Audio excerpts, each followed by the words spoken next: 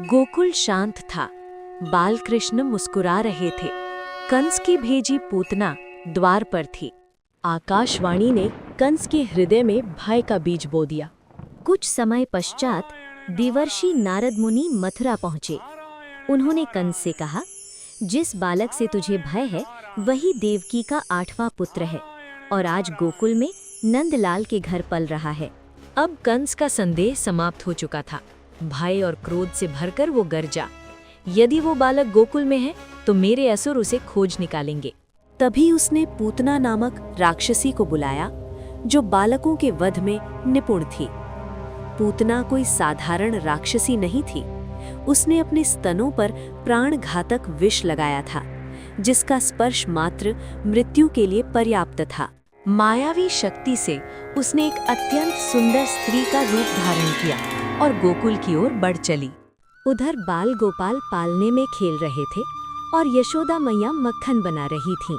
उसी क्षण वो सुंदर स्त्री गोकुल में प्रवेश करती है। उसको देख माँ यशोदा पूछती हैं, माता, आप कौन हो और कहाँ से आई हो? पूतना मधुर स्वर में बोली, मैं मथुरा से आई हूँ। मेरे पति एक महान ब्राह्मण थे। उन्होंने मुझे 2 वरदान दिए हैं।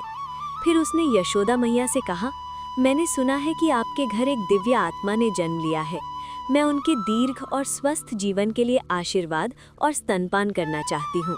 ममता से भरी यशोदा मैया उसके छल को पहचान न सकी और बालकृष्ण को उसके गोद में दे दिया।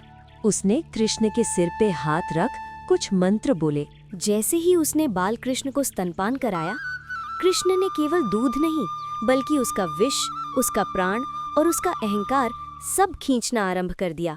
कुछ ही क्षणों में पूतना तड़पने लगी। वो चीखती हुई धरती पर इधर-उधर भागने लगी।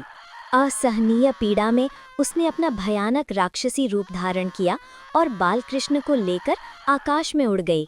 पर ये लीला अधिक समय तक न चली।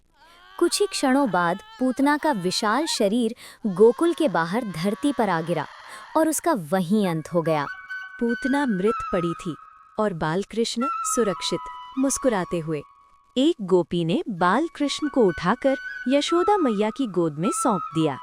यशोदा मैया ने अपने लाला को हृदय से लगा लिया और कृष्ण मानो सब जानते हुए मुस्कुराते रहे। उस दिन गोकुल नगरी आनंदमय थी। जो मारने आई थी उसे भी मोक्ष मिला। ये थी श्री कृष्ण की लीला, करुणा की विजय।